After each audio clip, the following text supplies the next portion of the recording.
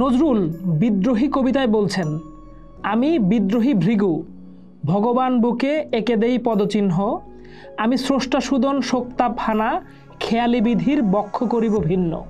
বিদ্রোহী ভৃগু এক notorious character. ভগবানের বুকে ঋষি ভৃগু এমনভাবে লাথি মেরেছিলেন যে সম্ভবত ভগবান সেই স্মৃতি আজও ভুলতে পারেননি।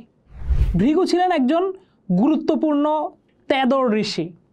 তিনি ছিলেন 7 জন মহান ঋষি তথা সপ্তর্ষিদের একজন। একবার সকল মুনি ঋষিরা মিলে এক মহাযজ্ঞ করতে বসেছেন। দীর্ঘ যজ্ঞের শেষে শ্রেষ্ঠ দেবতার উদ্দেশ্যে অর্ঘ্য নিবেদন করা হবে। এখন প্রশ্ন হলো, শ্রেষ্ঠ ভগবান কে? আমরা জানি হিন্দু ট্রিনিটিতে 3 জন ভগবান বিরাজ করেন। প্রথম জন সৃষ্টিকর্তা ব্রহ্মা, দ্বিতীয় জন ধ্বংসকর্তা শিব, আর তৃতীয় জন পালনকর্তা বিষ্ণু। এবার শ্রেষ্ঠ ভগবান নিয়ে ঋষিদের মধ্যে মতনৈক্য।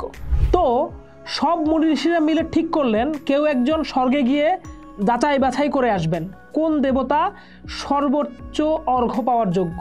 কিন্তু কোনো ঋষিকেই এই কাজের জন্য পাওয়া গেল না, কারোরই এত সাহস নেই। তখন এগিয়ে এলেন মহর্ষি ভৃগু। তিনি গেলেন ভগবানকে পরীক্ষা করতে।